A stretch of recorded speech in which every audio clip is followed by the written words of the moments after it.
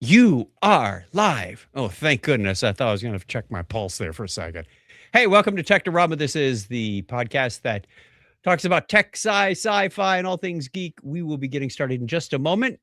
Yes. Notice that the little video thing didn't play in. I had to take that off when we were recording with Jack Mangan the other day. I said, okay, let's Oh, go. And that starts out right. Let's stop and turn that off. wait, you were recording with Jack Mangan for what? What were you doing? Jack Mangan and another lovely woman, Kathy Rankin, were over here doing some recording segments on Wednesday. They needed to borrow the studio. They are Jack has started an organization called Slam, and I apologize, I can't remember, but it's about life of musicians and how musicians have such a hard life, and helping them deal with the stress and coping and whatnot. And there's Mhm. been a number of people that have really stepped up in the industry, and they wanted to recognize this. So they got the first annual Slam Awards, and they were over here Okay. recording the segments for that.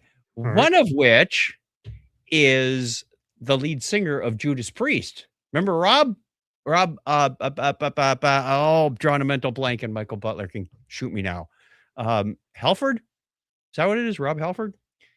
Oh, He's in there. There's yeah, I there's a think whole so. bunch of other names that I'm like, I think I recognize that name. So he and Kathy are very well connected. So they were recording segments, and I was the studio jockey monitoring the audio and fixing crazy cable issues. Like they'd be talking side by side, and Oh, wait, you were the stagehand in that I in was that the situation. stagehand. Yeah. Yeah. Kathy's mic starts cutting in and out. I'm like, let's try a different mic. A little while later starts cutting in and out. Let's try a different cable. Hang on. I got buckets of them around. Right? Yeah. So it was a lot of fun. It was a lot of fun. And afterwards, Kathy had to hit the road, but Jack and I hung out and we jammed. He brought his guitar. He said, "I'd like to play a little song." I said, "Go ahead." So he's on camera and sounding very professional. And he said, "Why don't you play something?" I said, "Well, what am I going to play? I mean, we don't want to get sued by copyright, so I can't do one of my parody songs." But I did play my original song, "Washing Machine," which was kind of Oh, I thought you were gonna play, like, Back in Black on the ukulele. no. There are some songs you should not play on the ukulele. That's probably one of them. There's some songs I should not play on the ukulele. Yeah. That's probably one of them. Hey, speaking of that, Yeah. just as a side note, I set up I got my Plex server fixed, and I'm gonna talk about it a little bit later, Yes. Good. um but I had just to mention it, on there, I already had the folders for my music, and I Mhm. only have a couple of movies ripped. I need to rip some more, a couple movies in there and stuff like that. So it was easy to set up my folders and really start digging into it. But on the way to my parents' house where I stayed this weekend, I listened to the Plex amp, which is the Plex, you know, audio player that talks to your library. And Sure. that was cool. I was like going through my MP3 thing. It's not like I haven't done streaming music before, but at the same time, I was streaming music of a library which I haven't really looked at a whole lot in the last several years. It was fun to kind of scroll through some of the music I had saved over the years and kept them together and was able to play them in the car. And yeah, it was cool. I think I've lost mine. I had like couple 100 gigabytes of music at one point, and I went through Yeah. all the old hard drives. I'm hooking up, Mhm. FireWire 400 drive going, "Is it on Yeah. here? Do I have the Yeah. adapter Do cable?" you The know? cable is in shreds, but and it Yeah. I just could not find them. Like, where did my music library I'll go? I'll tell you what I did. A long It's been a long time ago when there was music, Google Music. Yeah, They had an upload feature, so I uploaded all of my MP that library I was just telling you about up there. yeah, So I was like, "Cool, I can listen to music off music.google, the streaming service, but over here in the same app is all in my library, my uploads." So I could listen to any of that stuff, and I was like, "That's so cool." Well, when YouTube Music came along, they did migrate all that stuff, so my uploads are still there. A lot of gotcha. people are still. So I did the Google takeout and downloaded Yep, all of the yep. music about a year ago, and played around trying to retag some of the things, make sure it looked right. But yeah, it was fun to kind of go through and go, "Oh yeah, I forgot I had that song. Forgot I had that one." And it's more of a curated list rather than here eat everything on the streaming service, which was fun. Right. All right. We got to get our audio podcast. Thank you for the people that jumped in, but not that jumped out. So Yeah. who knows what's going on there? We need to change our view to that. I like that better on mobile. Yeah. It's the two-person Brady Bunch. Yeah. Wave up and down. Hey. Let's begin the audio podcast. Just go ahead. I wasn't looking at the meters. Make sure your audio is coming through. Good There job. you go. Good job. Okay. Yes, we can decode that. That was encrypted text. Send it to AI. What did he say? Yeah, turn on the translator for that. How's the captions working for you? Yeah. Babbles incoherently. Yeah.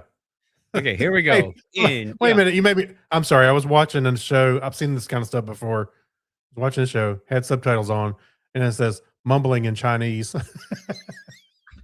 I keep getting one that says, I think it's Netflix, where it says like music inhales or something. Like, what does that mean? Music in it. It's something really bizarre. It's something about the music. I was like, Yeah, it makes doesn't no make any sense. sense. All That's right, funny. let us begin with our new show notes template, which I'm kind of digging at the moment. Let's Yeah, I see am how it too. works.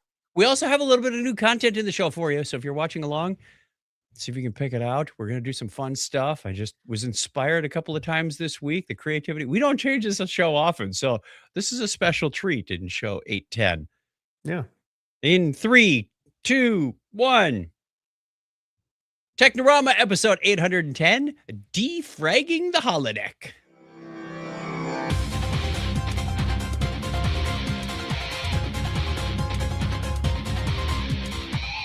Hello and welcome to Technorama, the show that takes a lighthearted look at tech, science, sci-fi, and all things geek. If you're joining us for the first time, welcome aboard. My name is Chuck Tomasi from Phoenix, Arizona, where it's I measured in Kelvin. No, it's really hot. It's so hot that Celsius is even hot. It's off all the scales. And joining me from North Carolina is Craig Stepp. How are you, Craig? Hey, I'm doing good. By the way, I prefer spin right on my holodeck instead of just defragging. Spin right. Norton Utilities 3.0 for No, DOS. that was from Gibson. That was is it William Gibson? Yeah. He did the spin right hard drive recovery tool. That All right, I saved me a mentioned couple it's times. show 810. I thought we'd have something fun. I was thinking about it. Mhm. 810. Why does 810 sound familiar?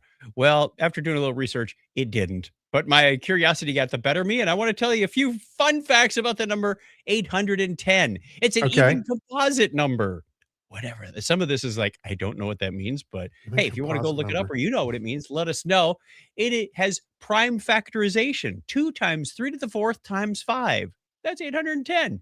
Pretty cool. And 2, 3, and 5 are primes. So that's neat. It is a Harshad number, which means it's divisible by the sum of its digits. 8 plus 1 plus 0 equals 9.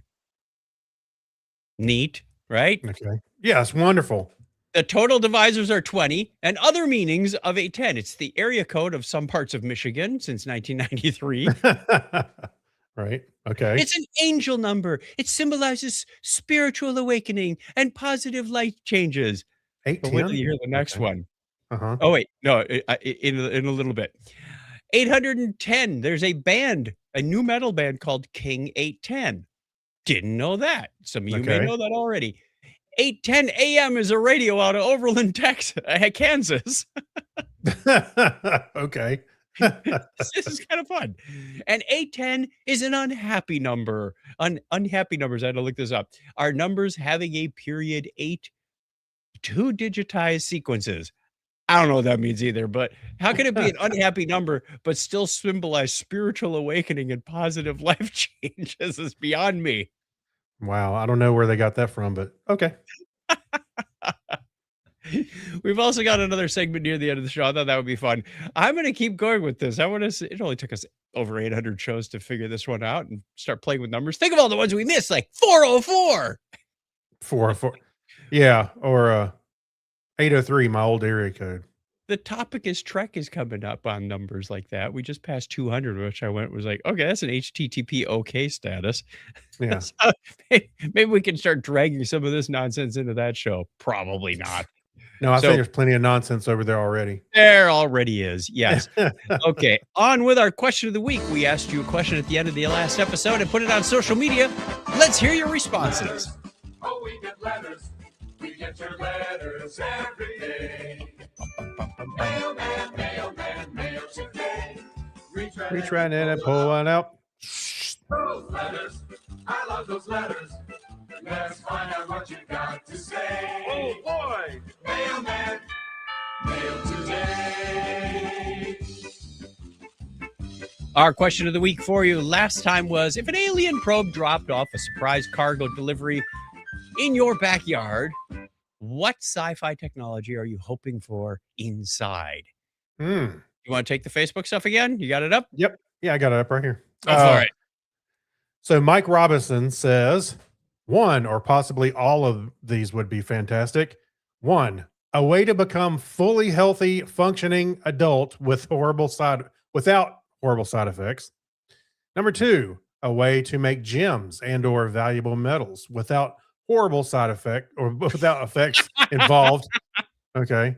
Number three, an easy to assemble spaceship kit or fully functional ship that can be utilized before the MIB group shows up to recover it. All right. So Weber What Baker else you got? says phaser that could not be set stronger than stun. What fun is that? I'm just, John Kratzer. Dummies his dogs. Yeah. The dogs wake up to shoot him again. John Kratzer says Rosie the robot, she can do all the cleaning. Which, you know, Good. is as funny Yep. as that's what I call my robot vacuum here on the floor, Rosie. Your sister, Suzette Tomasi, says lightning where the walls lighting where the walls disappear and is ethereal for sleeping. Hmm. That's interesting. Yep. Where Baker strikes again, he says, "Oh yeah, sonic screwdrivers." That's a good one. Mike Robinson also strikes again. Spaceballs, the flamethrower. Spaceballs, the flamethrower. Yeah. You know, we throw out these pop culture references, and I was at church today. The music director threw one out that some of the musicians did not get, and I know that they are probably in their late 30s, maybe early 40s. Mhm. He mentioned the driving test scene from the show Taxi. Oh, where they're What where does the yellow light mean? yeah. Right? and they didn't get it. And I was walking by as So I he was has a setting things up, slower. and I went, What? oh, yeah. does What does the yellow light mean? One of Christopher Yeah. Lloyd's comedy gold. Oh, yeah, that Slow was down. Yeah. What Yeah. does comedy gold? And they missed it. Yeah. Another sign of how old we actually are. Okay, I'm going over to Discord to get answers Oh, wait, for the wait, same wait, wait. question. Lone Guy's Night said, Oh, yeah. I got- Oh, let that's me right. read one Go. more. Portal to a pocket universe where I can hide for a couple of years. Okay. Couple of Fair enough. years. Fair Had enough. enough of this place Yeah. till the next election, then find out how much things have gone wrong. Mm. Over on Discord, if you want to go to chuckchat.com/Discord and join us there, Tom P says a matter transporter. Nice. Mad Marv says in angle brackets system, and then it says interface device. Not sure what the tag was for, but I think I know what he's after. Crazy Joe just put a picture of Robbie the robot. There you go. Brian Brown says he wants a replicator, which I assume would be close to Tom P's matter transporter.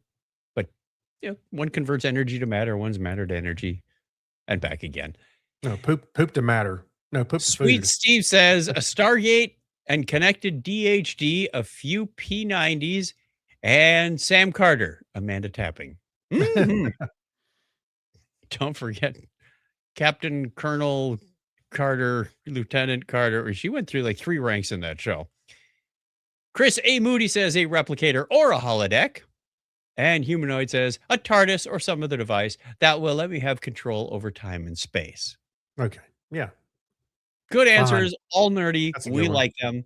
We got another question for you at the end of the show. I think that Yes. wraps up our feedback session. We didn't have any voicemail or email this week, but if you want to get in touch with us, you can do so. Call the listener line 707-530-2428. Maybe you've got a comment about our question. Maybe you got a comment about the number 810 or number 811 if you want to be on the next episode. 811. Yeah. 811. Isn't that like one of those information numbers? Like 411? Not 911. That's the emergency in the US. And in the UK, it's 0800 No, it's not. Oh, We're that's telling people easy. that they're going to try and use it. 3. That's right. Get a hold of us, and we are going to sign out of the feedback session and go into the history section. Another quick disclaimer, there's been some software revisions, and this is the first week that we're using the new app for the history segment. And as part of that, instead of using patterns to do the translation from just straight up records of birthday, text, date, blah, blah, blah, we asked Gemini to do it for us. So Okay. let's find out what happens. It doesn't make Craig's or my pronunciation of the names any better. Maybe. But we're going to give it a shot.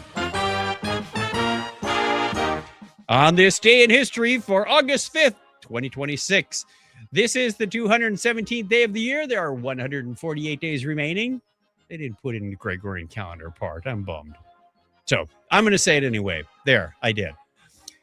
We start all the way back in 1583 when Sir Humphrey Gilbert claimed St. John's, Newfoundland, establishing the first English colony in North America. Oh, it's my turn. Turning to 1620, the Mayflower set sail from Southampton on its initial voyage toward North America through a leak in its companion ship forced through a leak through its companion ship. Oh, a leak. Forced through through. No, there's no R. Though Though a leak in its companionship forced them to dock in Dartmouth. See, I told you it doesn't make the reading any better. Leave me alone. Fast forward to 1884 when workers laid the foundation for an iconic monument by setting the cornerstone for the Statue of Liberty in New York Harbor. And just 4 years later, in 1888, Bertha Benz completed the world's first long-distance automobile trip, driving from Mannheim to Forsheim in Germany. In 1914, urban driving changed forever when the first electric traffic light was installed in Cleveland, Ohio. And people started running it. What was That's that? a trivia question in Trivial Yeah, they're Pursuit. driving. What was that? I don't know. Keep going. Crash! Moving to 1926, legendary illusionist Harry Houdini performed an incredible feat, spending 91 minutes submerged in a sealed underwater tank before escaping. He's from your hometown, isn't he? Or where you He used to live? spent some time in Appleton, Wisconsin. Yes. Yeah. On this date in 1957, American Bandstand made its national television debut on ABC, bringing popular music and youth dance culture to millions. That's right. And in 1973, the Soviet Union launched Mars 6 on its mission to explore Venus. I mean, the red planet. What? They were All exploring the right. red planet. Clearly, AI has an advantage on us right now. Let's see how we do with the birthdays. Turning to notable birthdays on this August 5th, we start by remembering those from the past. Danish-born Russian navigator and explorer Vitus Bering was born 345 years ago today. And Norwegian mathematician Niels Henrik Abel was came into the world. He's born 224 years ago. It's very creative on some of these phrases. Yeah. English explorer and former governor of Jamaica, Edward John Eyre, was born 211 years ago today. And born 167 years ago in 1862 was Joseph Merrick, the Englishman who framed for his life with severe physical deformities. Was that the Elephant Man? That's what they called him. Yes. Pioneering German chemist Carl Harries entered the world 160 years ago today. He entered the world. Ta-da! Renowned on the bottom side. Yeah. Renowned Brazilian physician and epidemiologist Oswald Cruz was born 154 years ago today. Iconic American Osvaldo. astronaut Neil Armstrong, the first person to set foot on the moon, was born 96 years ago today. And English American astronomer Brian G. Marsden was born 89 years ago today. As for those celebrating today, that's a weird way to transition. Trailblazing American physicist Shirley Ann Jackson turns 80. Prominent American astrophysicist France A. Cordova is celebrating her 79th birthday today. I think that segue was because these people are also alive. Yeah. And beloved American actress Maureen McCormick reaches the milestone age of 70 today. Woof. Marsha. Listener birthdays this week include August 6th, Fritz the German, and my daughter Julie. Philippa Ballantyne on the 8th. Matt Coe and Julia Pose on the 9th. August 10th is Sam Martin. August 11th is Steve Wozniak from Apple. I'm not sure if he's a listener or not, but Not we celebrate Appleton, his but birthday anyway. Apple. Right. And David Brewer, also known as Tyrion the Imp, on the 11th. Happy birthday to all of you. If it's your birthday this week and AI didn't make it up, we wish you all the best. And if you want to be on the birthday calendar, well, of course, you can always go to chuckchat.com/birthday. Put your name on there. We will wish you a happy birthday at the appropriate time of year. We'll get it in the Discord bot, and it'll go happy birthday at the appropriate time of year. More so than us, because sometimes we take vacations, but it doesn't. The Technorama bot knows no rest. Yes. We work that thing like a dog. Just clean up the show notes. I think it's on the verge of becoming sentient, but we'll see. Are we at the end of the song yet? I don't know. Yeah. We're just going to go. That's the way it was on this day in history for August 5th, 2026. No. All right. Goodbye. Yeah, get out of here. It's probably the end right there, but we don't care. We're moving on. On to some news. We need a random light blue button. There we Good go. news, everyone. What? That's my thing. You can't do that. That's my only thing. All right, NASA satellites are watching Earth's newest island rise from the sea. NASA satellites are tracking a rare site in the South Pacific. Earth's newest island may be forming right before their eyes. Ooh, cool. In May of 2026, an unexpected underwater volcanic eruption began along Titan Ridge in the Bismarck Sea, just north of Papua New Guinea. Satellites including NASA's Terra, Aqua, and PACE spotted rising steam, ash plumes, intense thermal hotspots, and vast floating fields of pumice rock. That would be kind of weird if you're cruising along us and there's these you hit an island that's just forming, or you go, well, that's odd. Look at all these floating stones. Or imagine what it does to the hull of your boat. The pumice stones. Well, it keeps the barnacles off. I've had a piece of rock like that, and it was so rough and porous. It was amazing. What else floats in water? Very small rocks. He's a geek. Scientists say these thermal signatures indicate magma is pushing surprisingly close to the surface. While the ocean floor in this region is notoriously poorly mapped, satellite sensors are giving researchers a front row seat to watch whether the submerged volcano breaks through the waterline.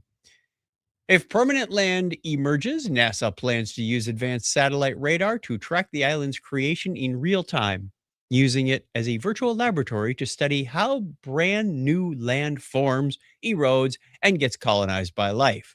But that may take a while. I want to know what they're going to name it. Pumice Island. NASAtoria. Yeah. Okay, that's it for the news. One story there, and we have one in the Hax's Strange Stories section as well. NASA captured the Black Sea turning brilliant turquoise blue from space, because that's what NASA does, is things from space. In the story, it says NASA satellites and astronauts aboard the International Space Station have captured stunning images of the Black Sea undergoing its annual dramatic transformation from dark blue to brilliant turquoise. The vibrant shift is driven by massive seasonal blooms of coccolithophores. That's a new word for me. And hard to say. Say it 3 times fast. Microscopic plankton covered in chalky calcium carbonate shells. Ooh, I wonder if that's the same thing that made the chalk Plates. cliffs of Dover. It's a Anyway, I calcium carbonate plates. just watched a video on the White Cliffs of Dover. Mhm. Anyway, it says when billions of these organisms multiply during the late spring and early summer, their reflective shells scatter sunlight, brightening the sea enough to be clearly visible from space. I don't know if I call it turquoise. It looks like the same dark blue with swirls of green in it. I mean, But it's pretty, but yeah, yeah. it's yeah. We got an And ocean like in that. images captured by NASA's PACE satellite, hey, that's the one we just mentioned. That's it. And Yeah. an ISS astronaut in mid 2026, the turquoise swirls trace complex ocean currents, even drifting into the narrow Bosphorus Strait through Istanbul.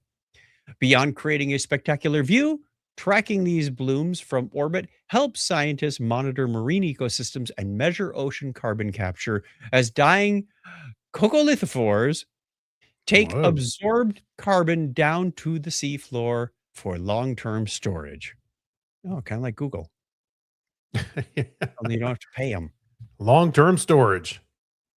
All right. Before we get into more stories, we got a couple more coming up, but we want to give a shout out to the chat room. Oh, look, there's nobody in the chat room tonight. We got 9 viewers, but nobody's chatting. Say hi, There was everybody. Let us know where you're there was from. somebody in there, but I had to ban them already. Oh, that's unfortunate. Did they, Yeah. they say something unkind? I will share that with you offline.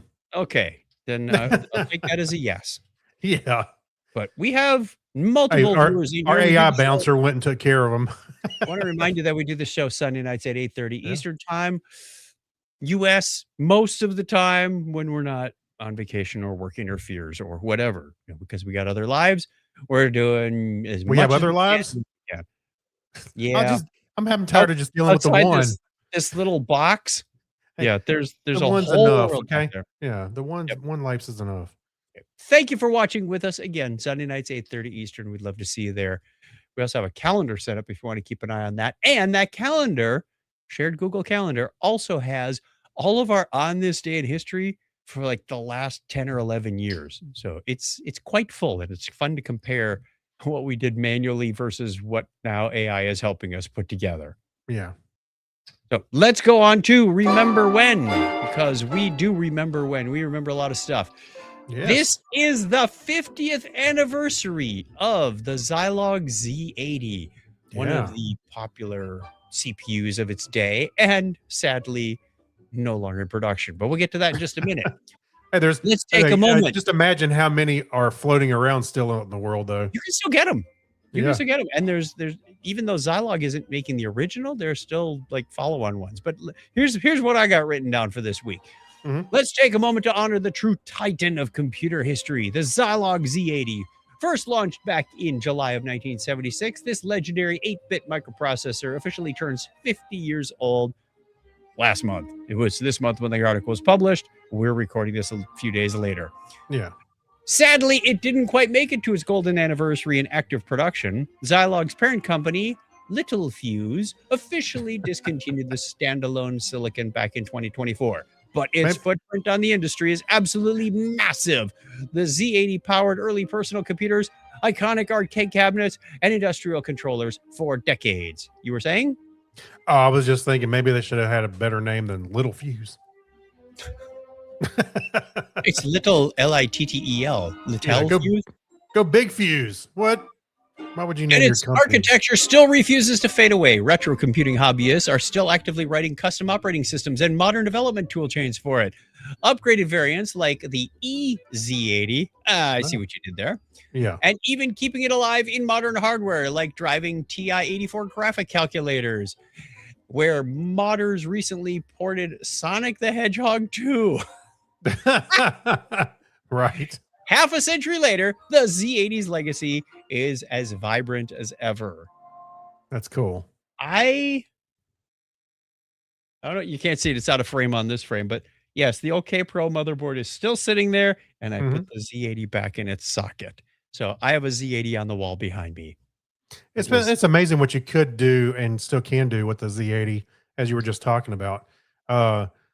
We've seen Doom play on everything from a calculator on up. So it just reminds me how many like. Wait a minute. See if you can see it. I can't even view my own camera. That's all right. Don't My grunt. Commodore 64 is on right there. It's pulsating away. That's not a Z80 though. No, it's not. And it's actually a little bit modern, but I'm just thinking of all the old tech that I still have around, like even Mhm. things with a little bit of memory, like the Pebble Watch. All that stuff is still so Mhm. useful, and it's amazing what you can come up with to do with it, and still use. So, I still prefer today's modern environment, but a lot of the principles are still the same. Back when we were doing like in the Z80 days, it was connect this machine to that machine with a serial cable and then create a protocol that sends bits over the yeah, serial line and make sure you got your RTS and your CTS. Move that forward 50 years, mhm, and it's now web services and headers and protocols and yeah, HTTP requests. It's the same kind of thing. That still brings joy to my life. That's what I was doing today. I showed you a diagram of a little bit of how I was doing oh, API authentication and validation. right, It's like, yep, same stuff, different tech. yep, oh Uh, yeah. the sum Actually, of I mentioned I've said this a long time ago, but you gave me a little crap about it, which you normally do.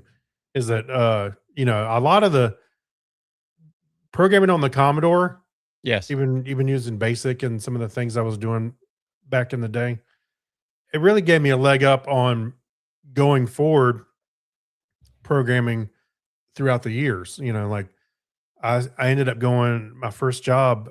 I was doing a little bit of quick basic and visual basic Mm. and stuff like that, and which obviously I know basic because that's the language of the Commodore. Uh, but he really gave me a leg up, and I don't know, it's just amazing how some of the old tech it relates to what we do today, but it's all obviously changed. Still same crap. Always amazed me that even in the early days of computing, the Apple hadn't been out long. Mhm. And, I was learning some BASIC and some Pascal, and yet there were people that were, manipulating the registers and going into it's like, "How did you learn that? What Yeah, how did you get so deep so yeah, fast on this stuff?" I yeah. I I just didn't understand. Well, a lot of them have been at it for a few Well, more years, and they had an yeah. engineering degree and the engineering principles to Mhm. build these things. So they understood it at a different level, and here I am, a year into it going, "I Yeah. can colors change." Well, yeah, and I thought I was doing great with basic stuff, and then you talk to another Commodore person, and they're like, "Oh yeah, just poke this value into this register." I'm like, and it does what? It makes the screen black. I mean, those Yeah. are some of the low level things you learn, but you get my point. There's defined registers that do things, and you're like, "Oh, I had no idea I could do that." So yeah, Yeah. it's I cool. started making a little book full of all those little secret tips and tricks. It doesn't exist anymore, but yeah, Oh, even back then, I it's wanted sitting to in be a an author. landfill. It's sitting in a landfill, and the pages are turning as the wind blows, waiting for you to find it one day.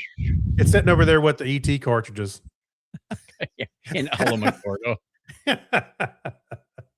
We have another in the Remember When segment. Yeah. This Hackaday article that we bring to you breaks down the clever 1980 retro computing trick used to execute machine code directly inside a basic program, speaking of basic, on an Exidy sorcerer computer. Popular one Mm, in its day, I'm sure. I don't remember this In a one. classic game called Wizard's Castle, I vaguely remember that game.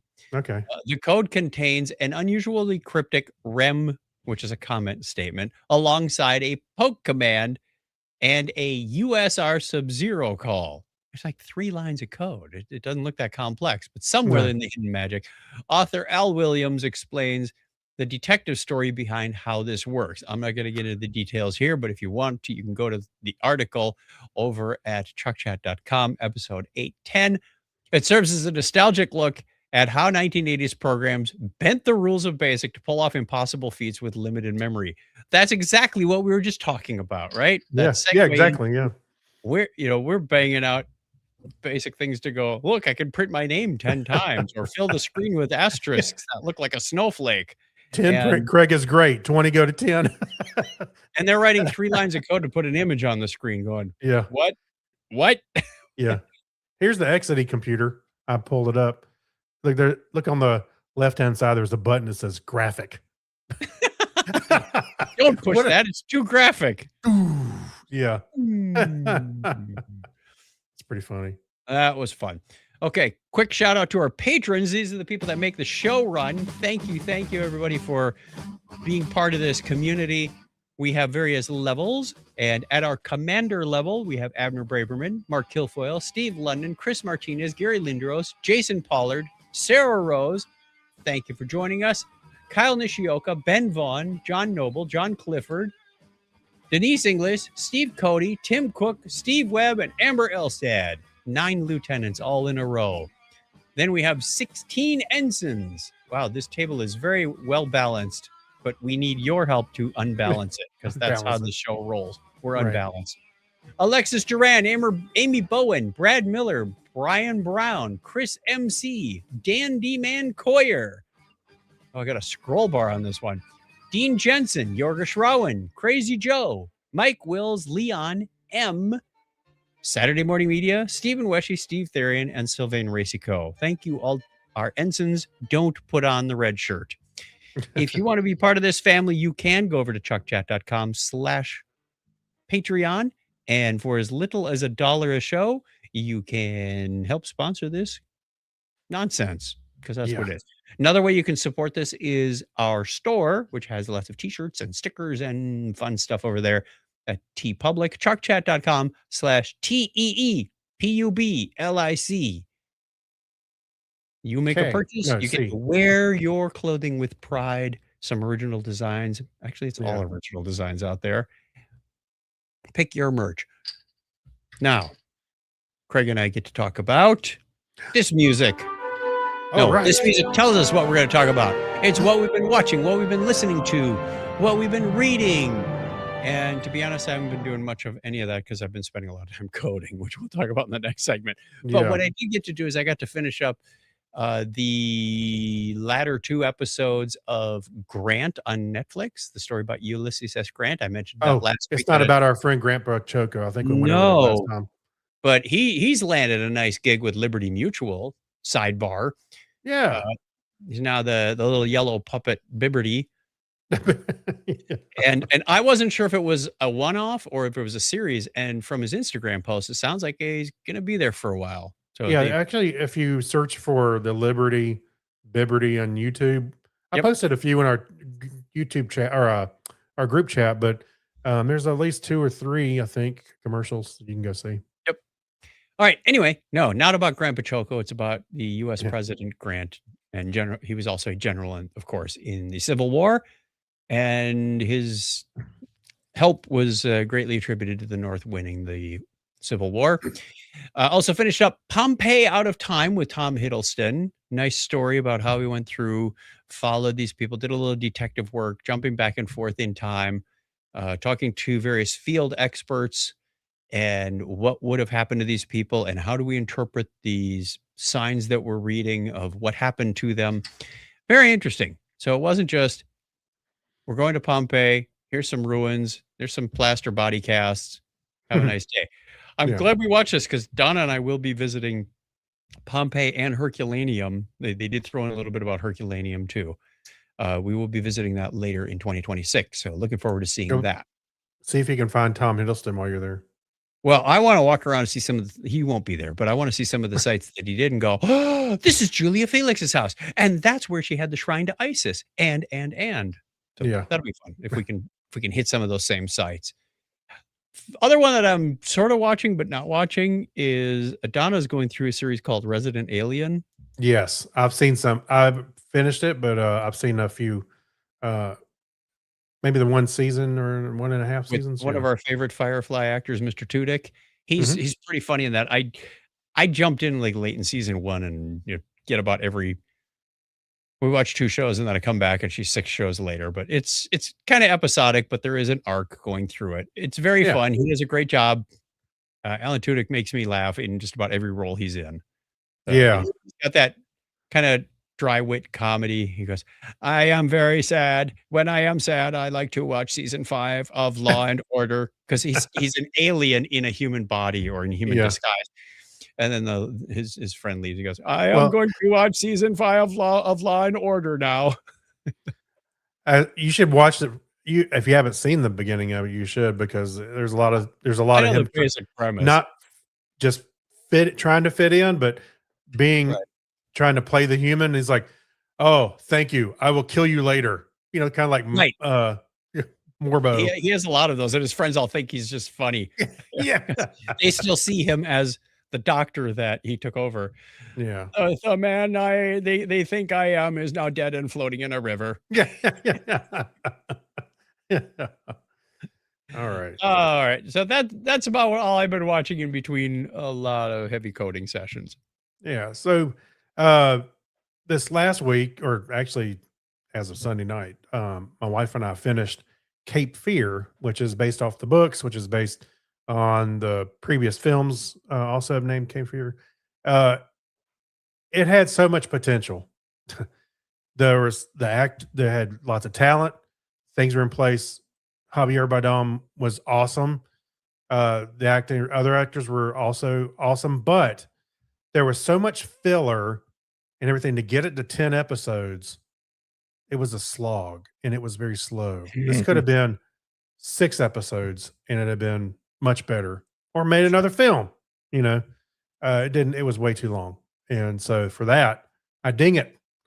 However, like I said, Javier played that charismatic kind of calculating criminal. Yep. He did a great job. I give him credit for that. And Amy Adams trying to fake a Southern accent. Hey, she tried. E for effort. All right. So Saturday, I went with my buddy Fred to go see Spider-Man Brand New Day. Mhm. That was probably one of the best superhero movies I've seen in a long time. Really? Not It just is. another Spider-Man movie. No, it is not just as another Spider-Man. It builds off the story that we've seen in the last trilogy, Mhm. but it's different. It is. One of our podcast friends was just talking about that. I don't remember if it was somebody from Dog Days or if it was Mhm. Um, Grandpa Choco. Somebody was mentioning it. Well, it's emotional. There's emotional pieces to it. There's really good. Yeah. The story is, I say, I don't want to give too much away because it just came out, but it is, to some extent, a unique story. And Tom Holland really sold it as, see, Spider-Man in the last one, Doctor Strange was trying to keep people from coming after Peter. So Peter came up with the idea, have everybody forget who Peter Parker is. Right. And he Right. did. He cast that spell. Well, in this one, he's kind of been on his own for 4 years, watching the world go by. Nobody really knows who Peter is, except for, I'm sure, people he's introduced himself to since then. But his friend, he doesn't have any friends anymore. Nobody knows anything. So he's just been Spider-Man basically full time. And that's where we find him. And you can see it taking a toll on him, and so on, so on, so on. It's a very emotional show, as well as some great action scenes.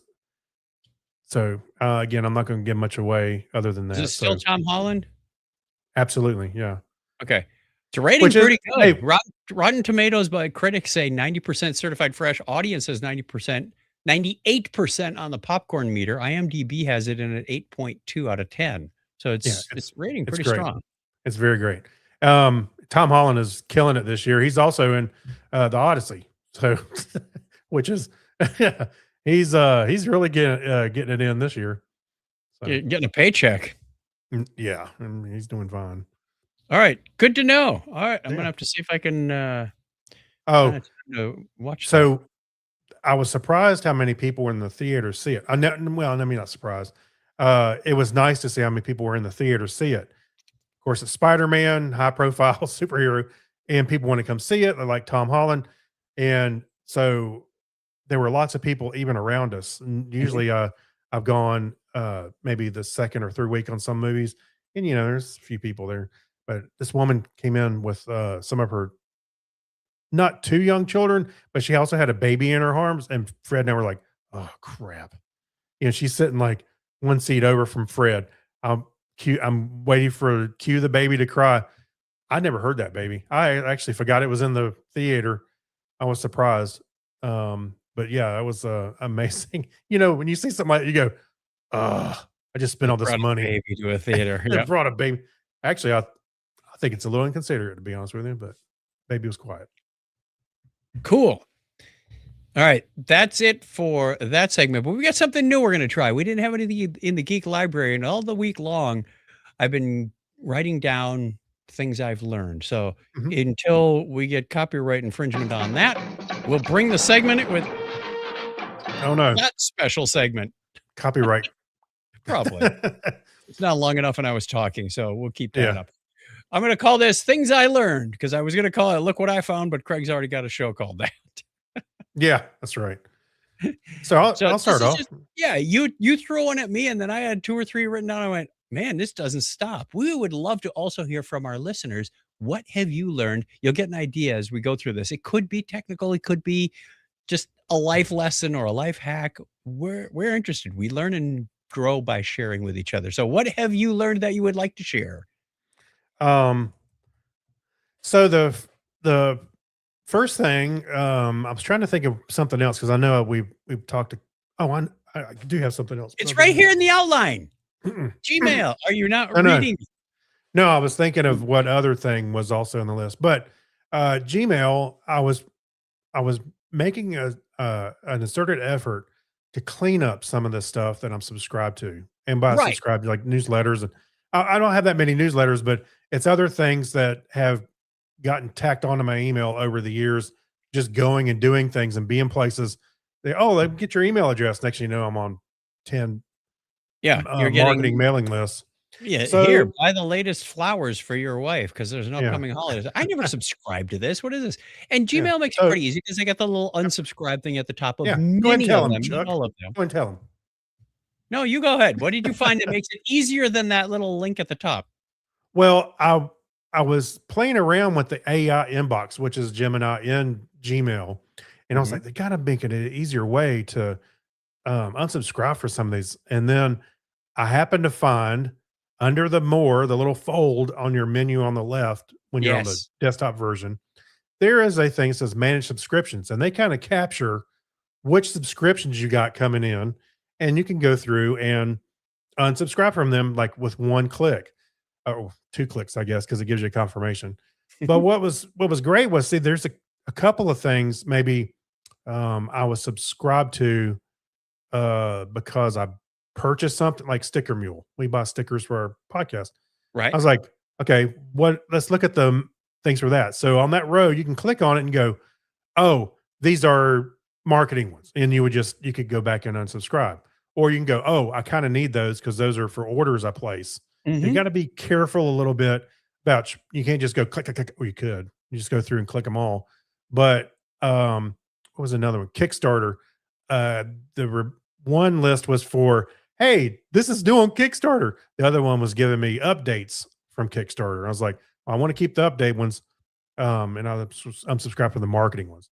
And just goes down the list. It gives you a nice view that you can do all this from. And I was just amazed that I had not seen this. This was, I mean, it's not like haven't used Gmail for what, 22 years now. So that's I a still great have some feature. invites if anybody wants to join. Invites. Yeah. So anyway, that's great.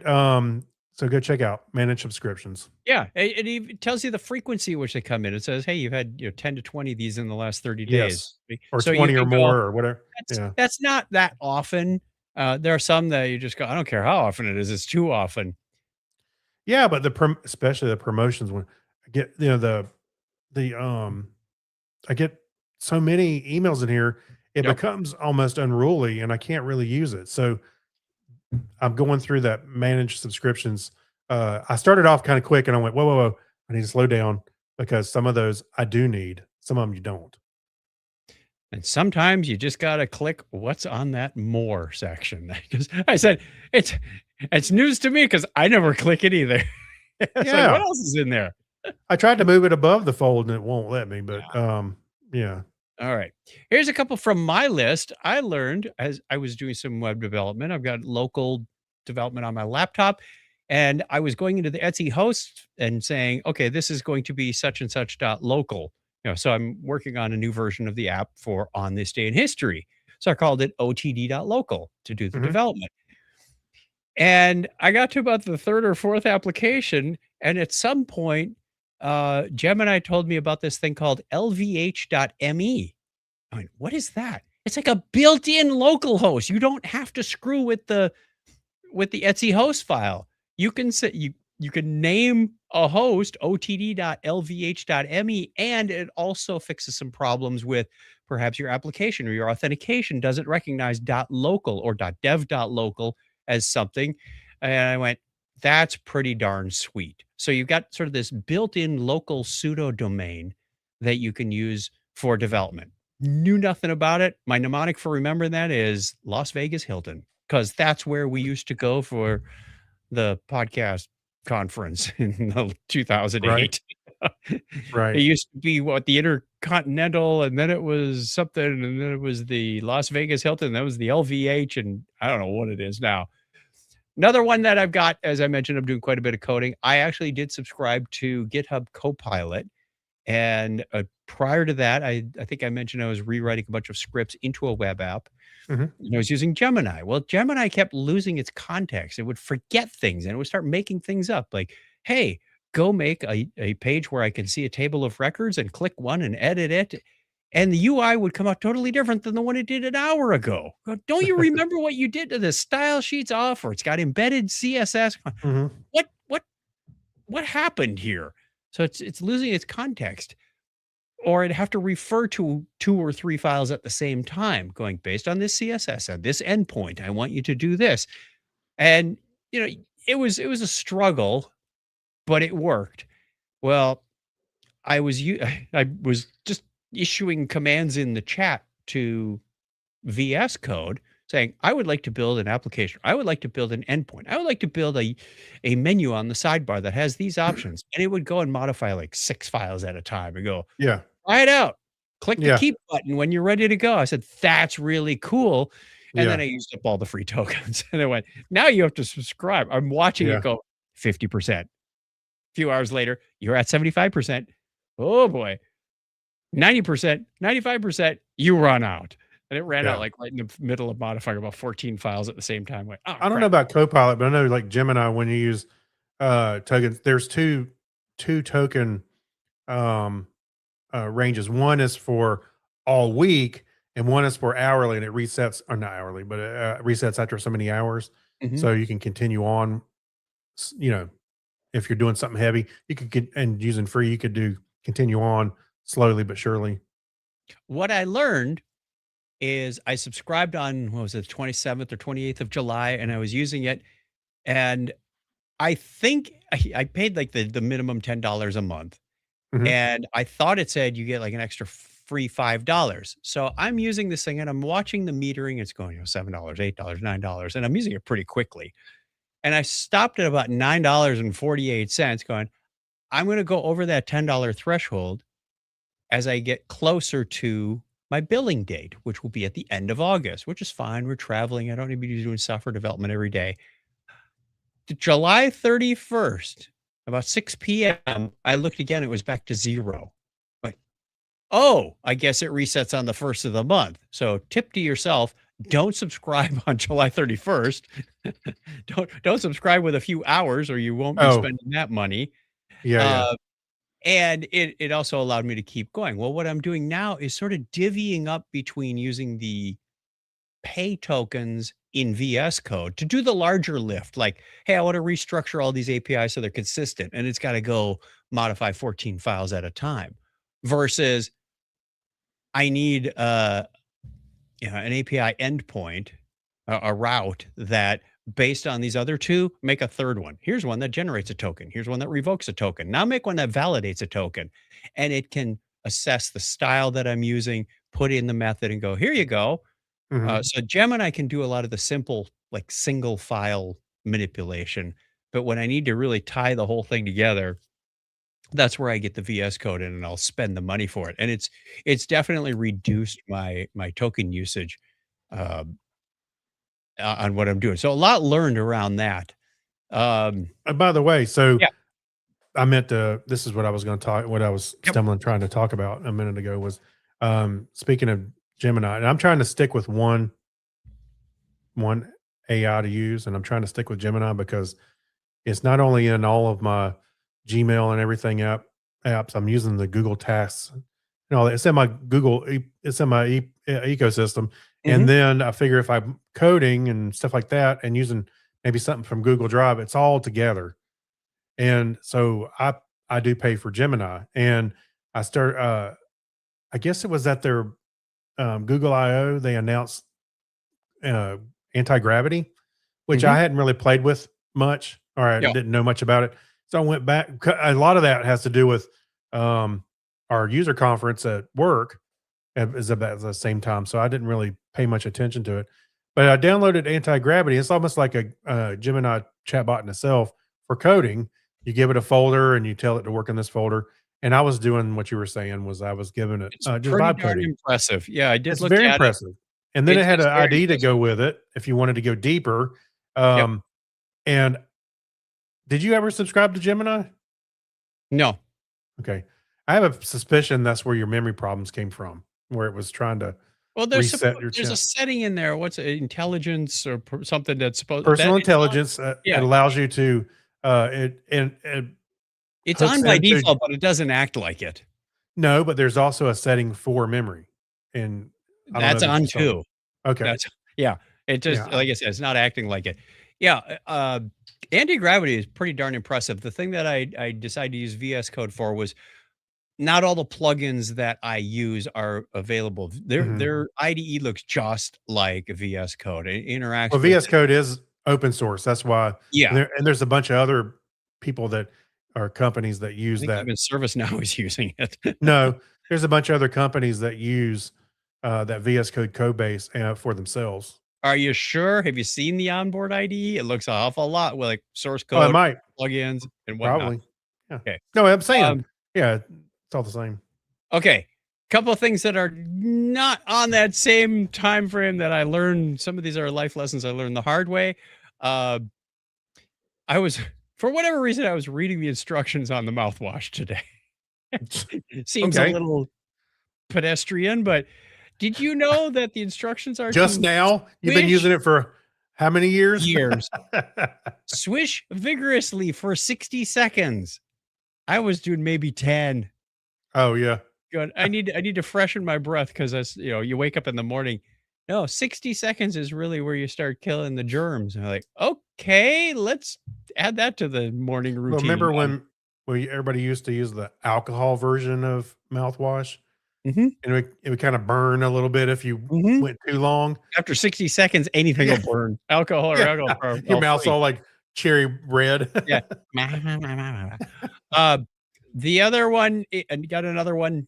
Uh, we're going on vacation, and I still have some things that have been listed on eBay for a while. And when I'm away, I don't want somebody buying something and expecting me to ship it within 24, 48 hours because I can't because I'm not here Yeah, and I don't have the things with me. I discovered eBay has a time away feature. It's kind of like an out of office in Outlook yeah. where it will delist your things. Now, they do have a feature where I don't know exactly how it works, but there's another checkbox down there that says, look, I'm going to be away between, let's just say, August 1st and August 14th.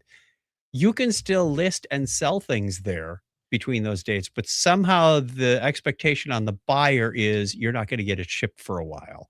I don't know what that's Probably the about. communication when they buy Yeah. and win something.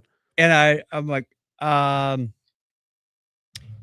I thought I'd leave that one alone because it might be an indicator to somebody that, hey, I'm not home right now. So we said, like, just delist it while I'm gone. Yeah, It's not life or death. This isn't, my monthly income. So if it's delisted for 2 weeks out of the month, I'm fine with that. It yeah, takes the pressure out. They even recommend, they say, turn it on a couple days before because you don't want to sell something the morning you're leaving and have to box it up and ship it while you're trying to leave. Like, good right. tip, good tip. I've had So I've had I've had to do that before, like, I think I sold something and we were going on vacation, and I was scrambling to get something shipped Yeah. Ahead of Where's the time so I can box? leave. What have I got? And then here's another one from the School of Hard Knocks. Don't try to carry small pieces of pizza on wax paper or parchment paper. What'd you do that for? Well, the That's pizza what my plate's we, for. we cook it in the pizza oven on parchment paper, I and then see. I Right. take it out on the parchment paper and run the pizza cutter over it. We just make these little personal sized pizzas. Sure. Yeah. So there's 8 pieces of pizza, and I'm walking it from the counter to the table, and halfway there, it sort of folded in half. As much as you try to get your fingers under it, you Oh yeah. can't hold it because it's hot. You're right. I should have done a plate, and as soon as it started warping on the front end and the back end, I went, Yeah. no, and we did Yeah. floor pizza. So yeah, use a plate. That one, these aren't all like, wow, that's a great technology I can use. Some of them are already available. It's called a Right. plate. Yeah. So that's the things we learned this week. If you like this segment, let us know. If you learned something, let us know. We're going to leave you with a question of the week before we head on out of here. If humanity's digital footprint suddenly went dark tomorrow, what single internet meme or forum post would you hope survives as our final message to the cosmos? It's got to be a cat video for me. Cat video. I was thinking of one of those stupid memes. There's too many to think of right now. I don't know. Don't That's be a good like one. Steve. Yeah, don't be like Steve. I have a feeling we're going to have a bunch of images and videos in our. Actually, Hey, I want to do Fry doing one of those. Did humanity exist, or is it still there? Kind of. How about an episode of Technorama? Yeah. There There we you go. go. Okay, Yeah. we'll have that posted on social media real soon. We'll send the Watch for thumb that. drive out to space. And in Discord. So that brings us to the end of the show. Stuff is what it says on the video. I'm going to push the end of the show stuff music. There it is. We appreciate your support, whether you're watching or listening or Patreon or just sharing it with a friend in the car on the drive to work. Thank you very much for your participation. If you want to get in touch with us again, you can call us on the listener line, 707-530-2428. That last part spells chat if you haven't figured it out after 810 episodes. We try to do that on the old number too. And we did it on the new number. It's right there. 707-530-chat. Or you can email us, technorama@chuckchat.com. Goes to both of us.